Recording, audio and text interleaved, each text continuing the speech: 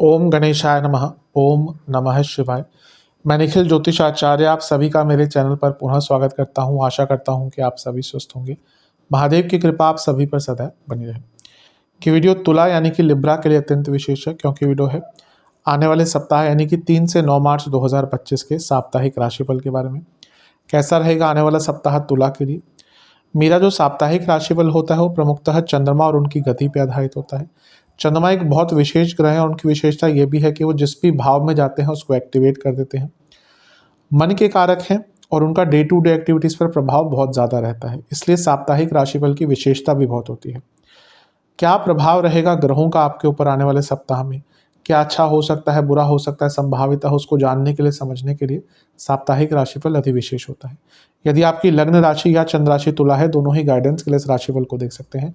जहाँ से आपको सूट करता है, लेट करता है, वहाँ से इसको ऑब्जर्व कीजिए।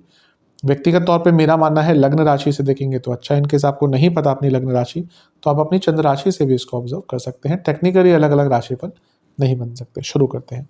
चंद्रमा आपके सप्तम भाव में रहेंगे यानी कि मेष में 3 मार्च को सुबह के 7 बजे आ जाएंगे और 5 मार्च सुबह के 9 तक चंद्रमा यहीं पर रहेंगे। चंद्रमा का सप्तम भाव में आना एक प्रकार से बहुत अच्छा या बहुत बुरा नहीं माना जाता, इसको न्यूट्रल कहते हैं। लेकिन क्योंकि चंद्रमा 10वें घर के स्वामी हैं और सप्तम में बैठे हैं और सप्तम से बैठकर लग्न को देख रहे हैं, तो ये राजयोग का प्रभाव आपके ऊपर पड़ेगा।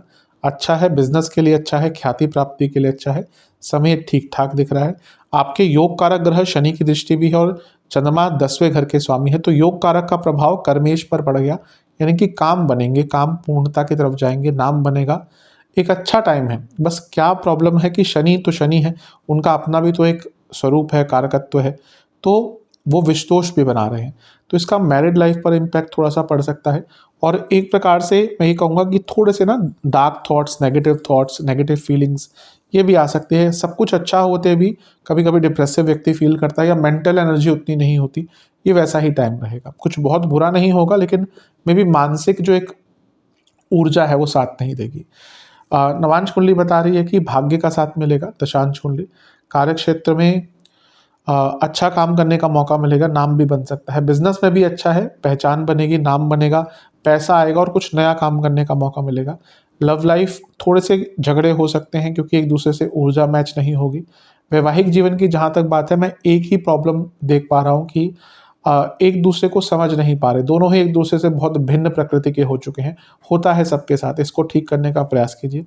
प्रकृति नहीं बदल सकते एक दूसरे की, एडजस्ट लेकिन कर सकते हैं। स्टूडेंट्स की जहाँ तक बात है, आपको थोड़ा सा सेल्फ बिलीफ पर काम करना पड़ेगा। सेहत के अनुसार पेट के रोग, नसों के रोग और गले के रोग तंग कर सकते हैं। सर्वाष्टक में आपका तीसरा भाव अत्यंत बली है, जो बता रहा है कि कुछ नया अगर करना चाहते हैं तो हफ्ते का शुरुआती भाग उस डिसीजन को लेने के लिए ठीक ठाक है।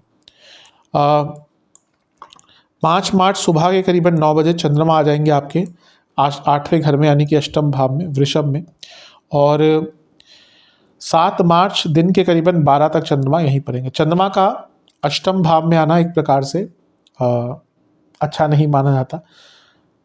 यहाँ पे वो उच्च के हो गए, ठीक है, अचानक से धन की प्राप्ति दिखा रहा है और ये जॉब चेंज का योग भी दिखा रहा है, क्योंकि 10वें घर के स्वामी अष्टम में है और गुरु के साथ बैठ के टेक्निकली गजकेसरी योग भी बन गया। तो और गुरु खुद अष्टम 6ठे घर के स्वामी हैं जो अर्थ त्रिकोण है, तो 2 अर्थ त्रिकोण के स्वामी अष्टम में, यानी कि परिस्थितियां बदल सकती हैं। कुछ जॉब चेंज का विचार कर रहे थे तो उसका सबसे अच्छा योग यहाँ पर आपके लिए बन रहा है, तो एक बहुत अच्छी चीज़ है ये आपके लिए। बस ध्यान किस चीज़ का आपको देना है, ध्यान इसी चीज़ का देना है कि ओवर थिंकिंग बहुत रहेगी, नेगेटिव थिंकिंग बहुत रहेगी, उससे अपने आप को जितना दूर रख सकते हैं उतना आपके लिए अच्छा रहेगा। किसी पर भरोसा नहीं करना, किसी की बातों पर ज़्यादा ध्यान नहीं देना।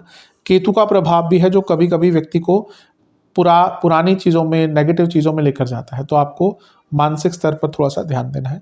धन प्राप्ति हो सकती है, जॉब चेंज का योग है। दोनों ही मिलकर दूसरे घर को देखेंगे, रुका हुआ पैसा आएगा, लेकिन वाणी पर कंट्रोल अवश्य रखिएगा, क्योंकि शनि का प्रभाव भी वाणी के स्थान पर, शनि अभी ट्रांसफॉर्म करने वाले हैं।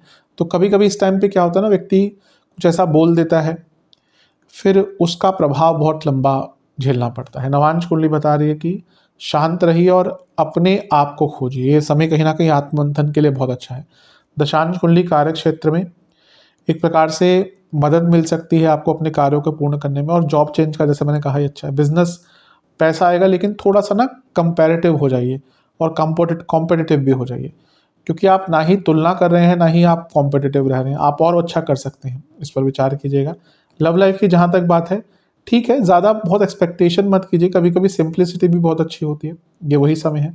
वैवाहिक जीवन स्थिरता पर काम कीजिए, बहुत अस्थिर दिख रहा है सब कुछ। स्टूडेंट्स के हिसाब से आप बहुत ख्याली पुलाव पका रहे हैं, इस टाइम भी आप वास्तविकता से बहुत दूर रहेंगे, वास्तविकता के पास आने की कोशिश कीजिए। सेहत के अनुसार पेट के रोग, इन्फेक्शंस और लिवर की प्रॉब्लम अगर ऑलरेडी है तो दिक्कत बढ़ेगी। सर्वाष्टक में फिर से तीसरा घर बली है, थोड़ी सी अति उत्सुकता, ओवर एक्साइटमेंट यहाँ पर तंग कर सकती है। 7 मार्च दिन के 12 बजे के आसपास चंद्रमा आ जाएंगे आपके नवम भाव में, यानी कि मिथुन में, और सप्ताह के अंत तक चंद्रमा यहीं पर रहेंगे। चंद्रमा का नवम भाव में आना एक प्रकार से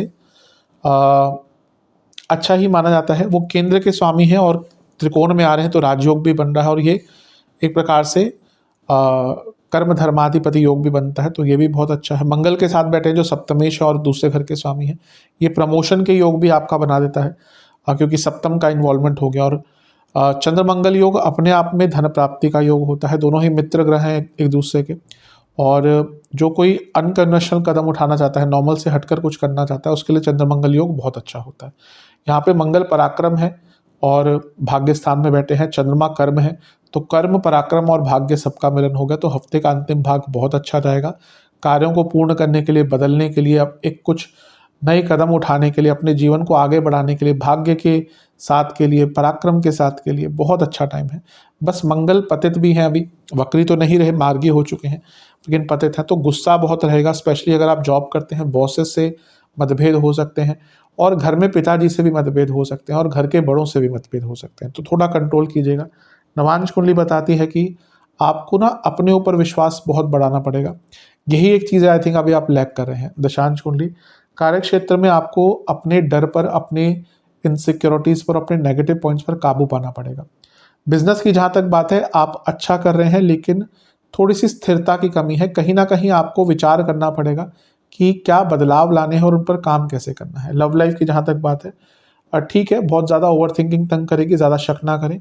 वैवाहिक जीवन, वाणी पर कंट्रोल, बहुत कुटिल वाणी, बहुत व्यंग्यात्मक वाणी आपकी हो जाएगी इस टाइम पे, बहुत कंट्रोल करें। स्टूडेंट्स की जहाँ तक बात है, आपको गाइडेंस की आवश्यकता बहुत है, किसी ना किसी बड़े व्यक्ति से बात कीजिए जो आपको गाइड कर पाए। सेहत की जहाँ तक बात है, आपको बीपी की प्रॉब्लम, गले के रोग, एसिडिटी तंग करेगी। सर्वाष्टक में आपका छठा भाव बली है, जो बता रहा है कि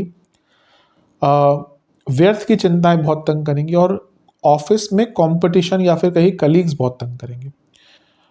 उपाय के स्वरूप में आपको दुर्गा जी को मीठा पान अर्पण करना है, और मीठा पान नहीं मिले तो मिश्री अर्पण कर दीजिएगा, और उनकी एक बार कपूर से आरती कीजिएगा। आशा करता हूँ वीडियो काम आएगी। चैनल पर नए हैं, सब्सक्राइब कीजिए, वीडियो को लाइक कीजिए। मिलता हूँ अगले वीडियो में, तब तक के लिए ओम नमः शिवाय।